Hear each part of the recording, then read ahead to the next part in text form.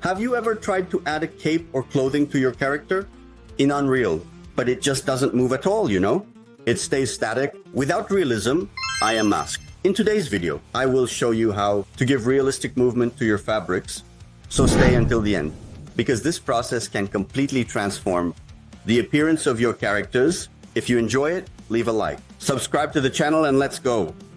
Let's start by downloading a free cape. I found this one on Google, and it is completely free. I will leave the link below in the description, and you can download it. Click on Download 3D Model, and then simply just click on the download option in GLB. Choose folder you want to save it, and save. Now in your project, create a separate folder for your item and drag it. To import, always click on the Reset Selected Pipeline button, and then import. The cape has already been imported. Just simply double-click on the skeletal mesh, and with the skeletal mesh open, we will start the editing process. We only just need one, literally, bone in this cape. Edit skeleton.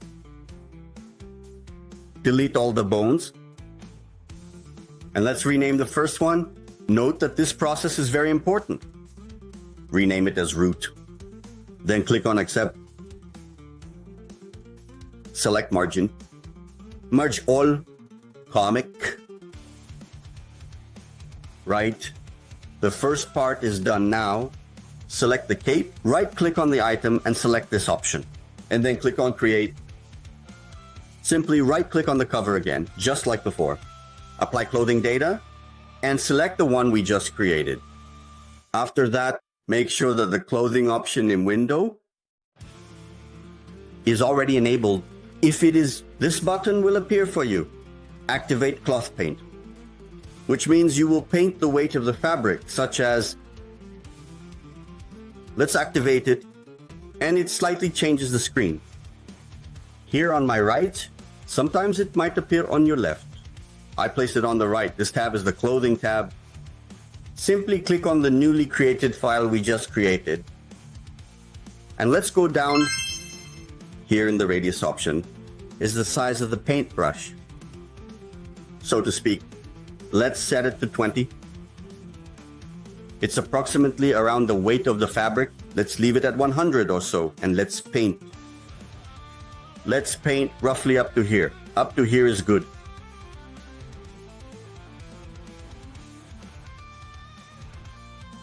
Deactivate, then on Save All, just to be sure. This process often causes Unreal to freeze. After that, your cape is ready. Let's add an additional slot to our model. I will use Neck01 as a reference and create a socket now. I will name it Cape. Right-click simply for Preview Asset.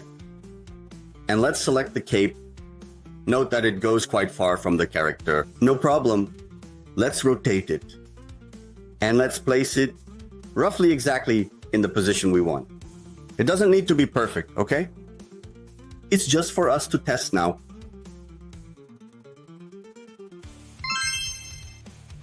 All right, I think it works there. Let's save. Now let's just a bit open the blueprint of our character. Click on Viewport and Mesh. Let's add an additional element, new skeletal mesh, which will be the skeletal mesh of our cape. Give it the name. In skeletal mesh asset, let's select the cape. It already appears up here. This time we don't actually need to position it. Just go to socket and type cape, and it will be attached. Let's save everything and let's test. Very good. This cape turned out really cool, huh? Previous video, I had mentioned that I thought that for this armor, a cape was missing. Now we have it. Let's go up there and have some fun. Let's get into a fight with the guys.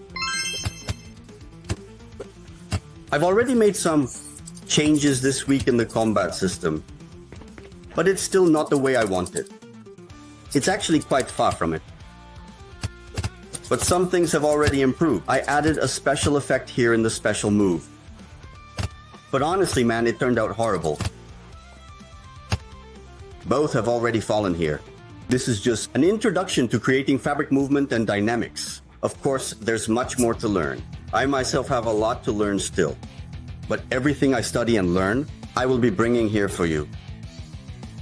If you enjoyed this video, don't forget to leave a like and subscribe to the channel. Leave your comments below to share your thoughts and have an amazing day.